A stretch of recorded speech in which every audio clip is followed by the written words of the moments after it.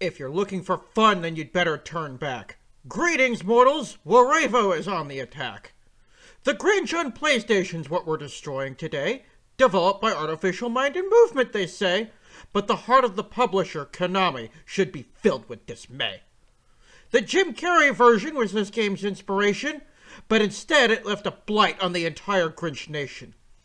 What's a movie without a game? That's what the studios claim. Too bad the only thing this game has in common is the name.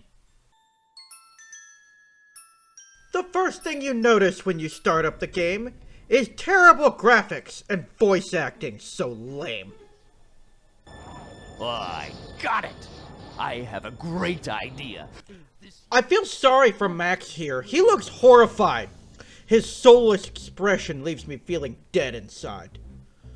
The Grinch isn't much better. You'd think he'd be smart. But no, all of his plans go up in icy flames from the start. The blueprints for his gadgets have all blown away, but that's his fault for leaving them out in the open, at the mouth of a cave. No! No! Finally, the game starts, and I at last take control. Will it be game-breaking, or will it turn the tide? The movement's a bit wonky, but at least it's more playable than Death Trap Dungeon, so I'll let this one slide. You learn how to jump and to smash with your butt, and use your foul, rancid breath, straight from your Grinch gut.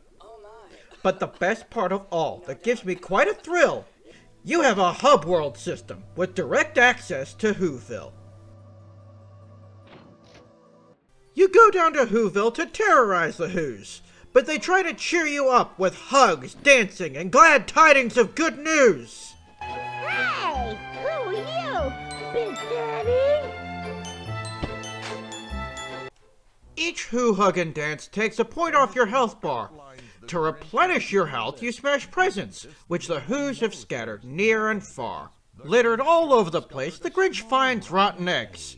You absolutely need these things, so get ready to wear out your legs.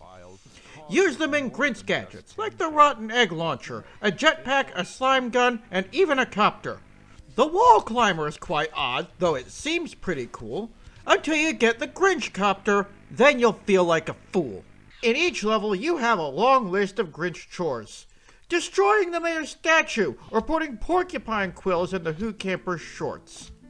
As you mark off your list of foul, wicked deeds, you get the dumbest response I think I've ever seen. Yeah, Grinch! You see Cindy Lou Who, who's supposed to be 2, but she looks more like Max barfed in the Lorax's shoe. This post office cutscene, I have to admit, is the last time this game resembles the movie, even a single bit. This was sadly the norm for games at the time, if based on a movie, to be a big, bold-faced lie. The only way you even know it's based on a movie is the posters of Mayor May Who plastered all over the city. Then you reach the Who forest and get hopelessly lost, while getting bitch-slapped by bears who show you who's boss. You're supposed to use your Grinch breath, but how would you know? I guess the beehives above are only for show. Then they make you do something I hate most of all. They make you jump from these branches with controls that appall. I can't believe they made me do this, those stupid dumb jerks. Alright, listen carefully, because here's how this works. I'm all alone, so I'm doing this one-handed, but using 2 hands is absolutely demanded. You hold square with one hand, while using the other to jump to the next branch with X at the right time. Then hold triangle down to turn around on a dime. Mastering these broken jumping controls is a pain, but you'd better do it till it drives you insane. For the game throws these at you like they're going out of style, so just settle in, cause you'll be here a while. Even then, you'll spend hours on one single jump, just doing nothing but falling flat on your rump. The next level takes you on to the Whoville dump. But in the movie, the dump is on Mount Crumpet, where the Grinch lives. Did they even watch the movie? This is bizarre. What gives? Well, it turns out there's a reason this game has so little to do with the movie. Apparently, they got no information to work with outside of that one cutscene, and were given no time, so they rushed it out in a hurry. But that still doesn't explain one other minor detail that's hard to ignore. The next two levels have nothing to do with Christmas. Do they even know basic lore? You're infesting the mayor's house with rats just as well, while Max leads them like the Pied Piper. That's swell. But they don't tell you in all of your travels that you're supposed to use the nitro eggs to shoot down these panels. I roamed all over these levels for even one single clue, running around like an idiot just getting the blues. Finally, I did something that I should admit, and looked up a walkthrough for just a clue, just a hint. But the walkthrough I found was a big jumbled mess.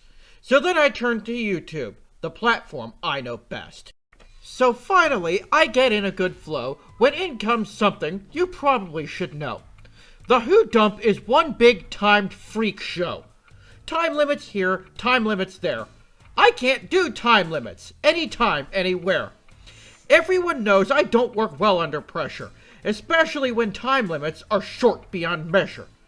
To reach the gates on time is barely possible. To move swift and flawless is absolutely awful.